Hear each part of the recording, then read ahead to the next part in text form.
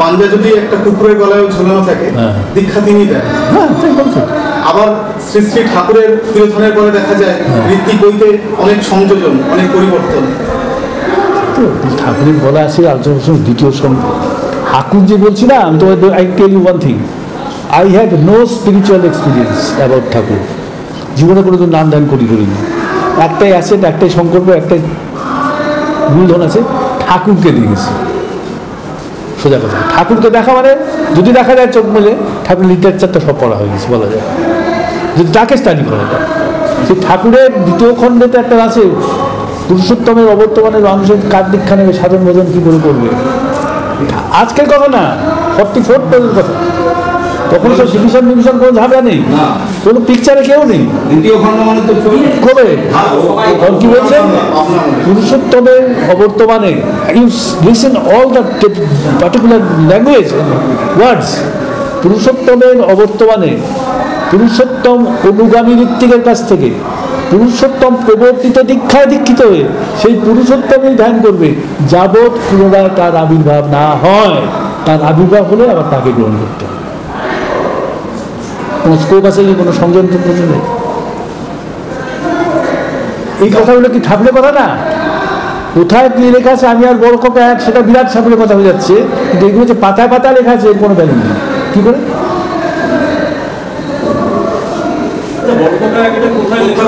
কেউ জানে?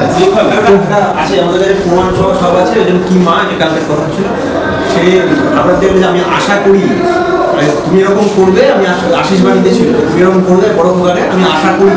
ওটা পরবর্তীকালে বলেছে এটা ঠিক হচ্ছে না, কেউ করেছো লিখে ঠিক ওই 3 দিন পেয়েছে ওখানে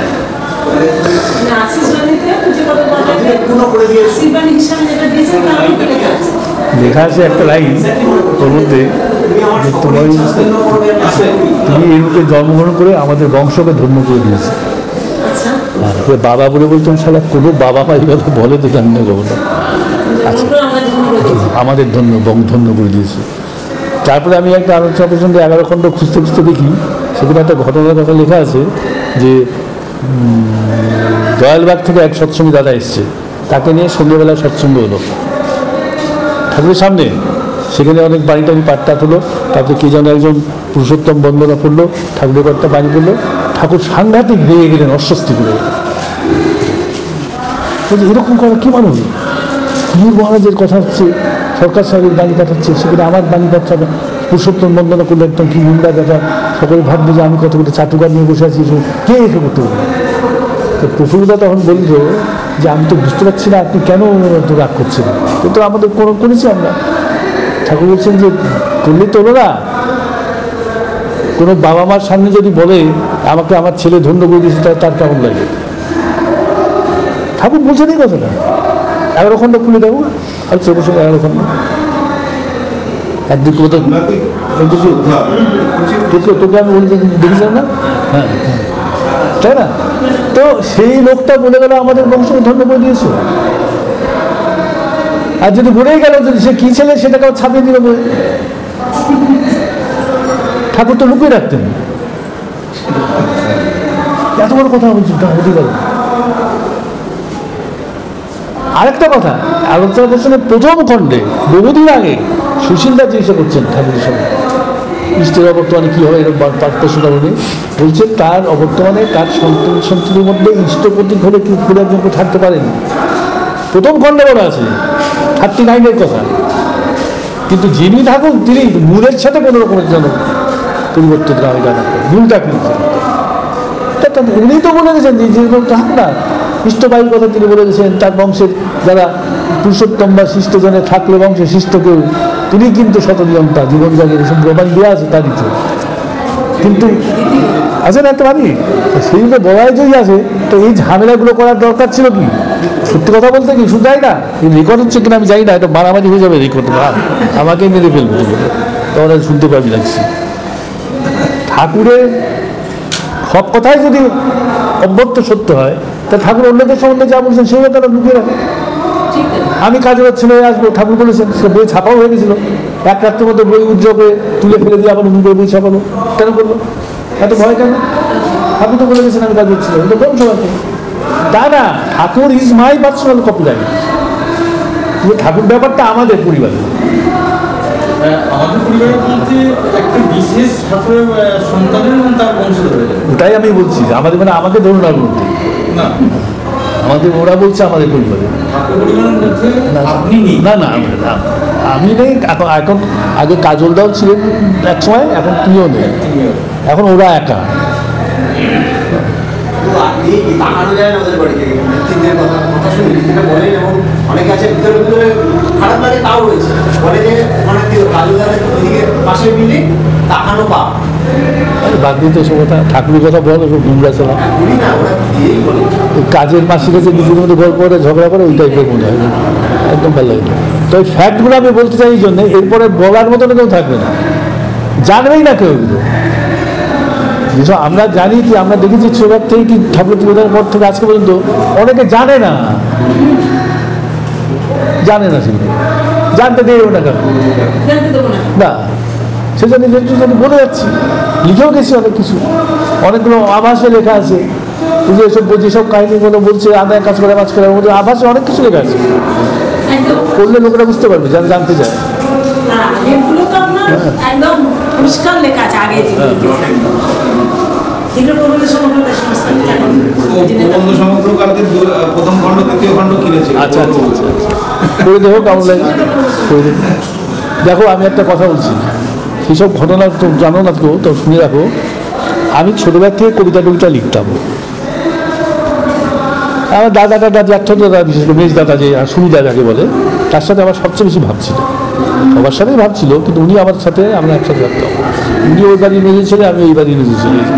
রোজ আসতেন এখানে, খুব ঘুরে বেড়াতাম। একবার উপরে করে সারা রাত্রি ধরে আমরা দুজনে দাবা খেয়েছিলাম, হোল নাইট। মানে তখন ডিভিশন হয়ে গেছে নাকি একই পরিবার? তো না, একই পরিবার তখন এত তিক্ততা হয়নি। এই যাক, যাকে তিনি খুব ভালো আবৃত্তি করতেন। আমি একদিকে ঠাকুর বাড়িতে ছিলাম, জ্যাঠামশাই ছিলেন, সবাই ছিলেন। জ্যাঠামশাই খুব বেশি ভালোবাসতেন আমাকে। হঠাৎ জ্যাঠামশাই ঠাকুরের কাছে বললেন, দাদুর কাছে, আমার সামনে, যে খুব ভালো কবিতা লেখা। তাই নাকি? কবিতা নিয়ে খুব ভালো, খুব ভালো। এই তোর কবিতা নিয়ে শোনাতে, খাতা কোথায়? এখানে বাড়িতে আছে। আচ্ছা, বাড়িতে আছে, জানি। গাড়ি ছিল না, একটা লোকের গাড়ি করে পাঠিয়েছেন, যা কবিতার খাতা নিয়ে, একটা মোটা এরকম কবিতার খাতা লিখতাম, ওটার মধ্যে নিয়ে গেলাম। মেজ দাদা 2-3টে কবিতা দাদুকে পড়ে শোনাল। আর একটা অরুণ জোয়ারদার বলে লোক ছিল, সে মারা গেছে, সরোজিনী মার ছেলে, তার মেয়েও 2টো কবিতা আবৃত্তি করেছিল, খুব প্রশংসা করতেন। আর আমাকে বারবার বলবেন, অনেক লিখতে হবে, কিন্তু লিখবি, কিন্তু আরও লিখবি না, লিখবি আরও লিখবি, অনেক, প্রায় বলতেন লিখে। এরপরে কী হলো, কবিতা তো করা হলো। তারপর দিন থেকে মাঝে মাঝে কোনো লোক আমার বাড়িতে চলে আসে। শৈলেন ভট্টাচার্য, আমাদের যে ইয়ে ছিল IAS ভাস্কর ব্যানার্জি, ও আরও অনেকের নাম মনে নিয়ে আমরা চলে আসে। কী ব্যাপার, ঠাকুর পাঠাল কেন কবিতা শুনতে, তাই নাকি? কবিতা শোনা, 2-4টে কবিতা শুনতে চলে যেত। ওকে দাদু বলতেন, যা ওই কবিতা শুনে আয়, ভীষণ ভালো কবিতা। এই হলো থেকে অনেকে জেনে গেল আমি কবিতা লিখি। দুজন জ্যাঠামশাই দায়ী কিন্তু মূলত, তিনি না বললে ঠাকুরের শোনা যেত না। বর্দা, হ্যাঁ। তারপরে হয়ে শেষে আমি যখন রাঁচিপুর গেলাম, তখন আমাকে একবার দাদু দেখে বললেন যে তুই চলে যাবি। হ্যাঁ, তুই তো এখানে থাকিস না, তোর কবিতাগুলো আমার খুব মাঝে মাঝে পড়তে ইচ্ছে করে, তা সেগুলো কপি করে আমাকে দিস যদি খুব ভালো হয়। কপি করে যদি আমাকে দিস খুব ভালো হয়। ঠাকুর বললেন, তখন আমি একটা রেজিস্টারে সব কপি করে তাড়াতাড়ি করে ভালো করে দিয়ে আসলাম, এবং দেবীকে দিয়ে দিলাম, চলে গেলাম, হয়ে গেল।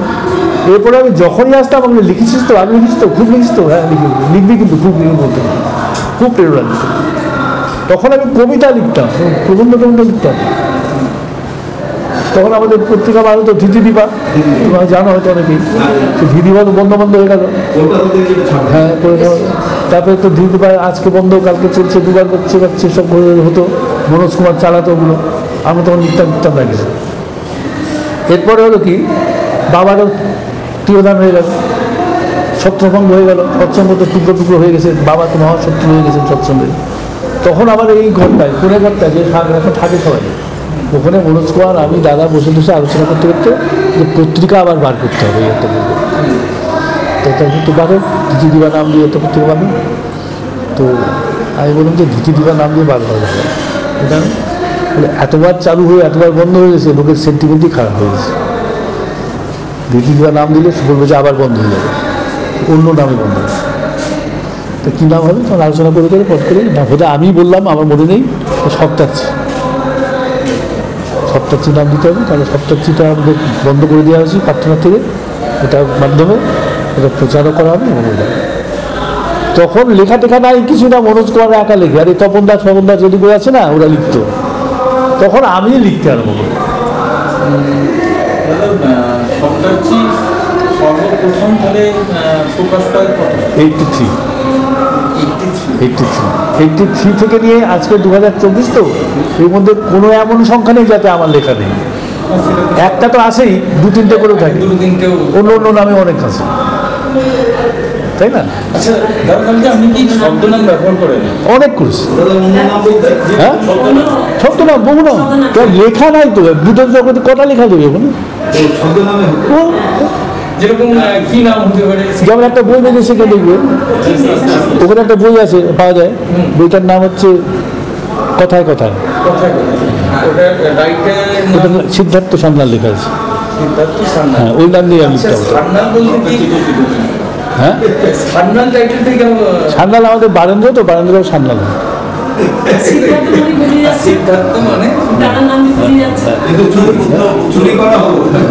এরকম করে ওটা একটা যাজন প্রসঙ্গ লিখতাম। যাজন একটা আসর বসে আছে, রাজা বসে আছে না, আর আসছে ঠাকুরের প্রসঙ্গ হচ্ছে, প্রশ্ন করছে পড়ে দেখো না, ভালো লাগবে।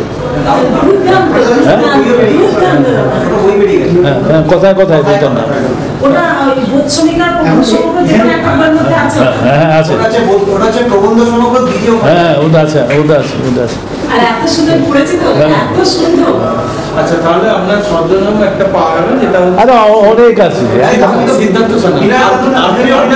আরো মনে নেই আমার, মেয়েদের নামেও আছে, তনুশ্রী রায়, তারপরে বাণীপুত্র, বীণাপুত্র, মার নাম বীণাপানি, বীণাপুত্র নামও জিনিস অনেক নেই। হ্যাঁ, এরকম আরো আছে, বব্রবাহন বাইরি, এটা চিনতে পারবেন? আমি চিনতে পারি না এখন, ভুলে গেছি।